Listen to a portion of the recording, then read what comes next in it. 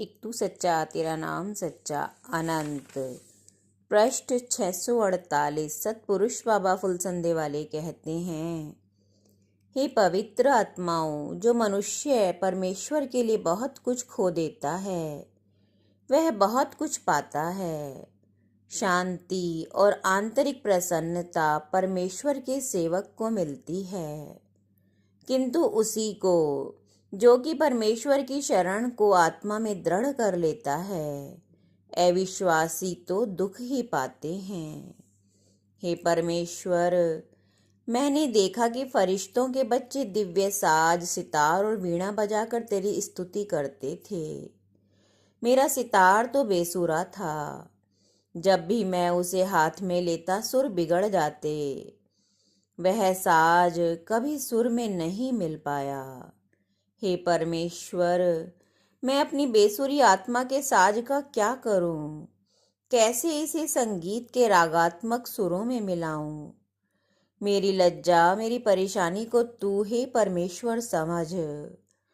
जब भी इस आत्मा के साज को हाथ में उठाकर मैं तेरी स्तुति के गीत गाना चाहता हूँ, बस तभी मेरा सर दर्द से भर जाता है, बेसुरापन छा जाता है और मैं साज एक रख कर तुझसे क्षमा याचना करने लगता हूँ।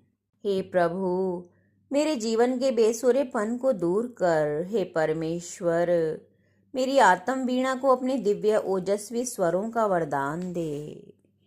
धर्म के नाम से ठगी करके खाने वाला, सदा लालची, धोखा देने वाला, अपनी प्रशंसा की डींग हाँकने वाला, हिंसा करने वाला, बिना विचारे सब भुले भलों में मेल रखने वाला, बेडौल वृत्तिक अर्थात बिल्ली जैसे कपट व्यवहार रखने वाला कहा जाता है।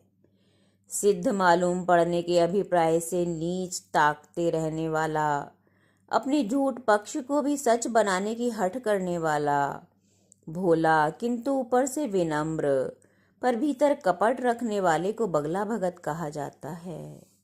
पाखंडी, बिल्ली और बगले जैसा कुतर्क बकने वाला, दिखावटी आदमी को वचन मात्र से भी सत्कार नहीं करना चाहिए। अपने मुख को मलिन बनाए रखना भी एक अपराध है। अतः विपत्ति में भी चित्त को शांत और प्रसन्न रखें। शरीर में आत्मा का प्रकाश होता है, वह प्रकाश ईश्वर से आता है। उसे दुष्कर्मों की मलिनता से ढके रखना अपराध है।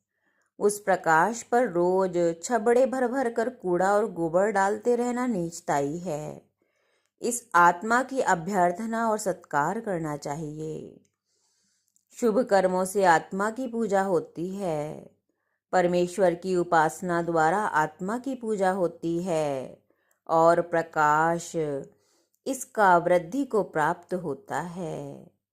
जो न प्रातः न शाम परमेश्वर की उपासना करता है, वह ब्राह्मण भी हो तो भी उसे शूद्र ही समझना चाहिए। एक तू सच्चा तेरा नाम सच्चा।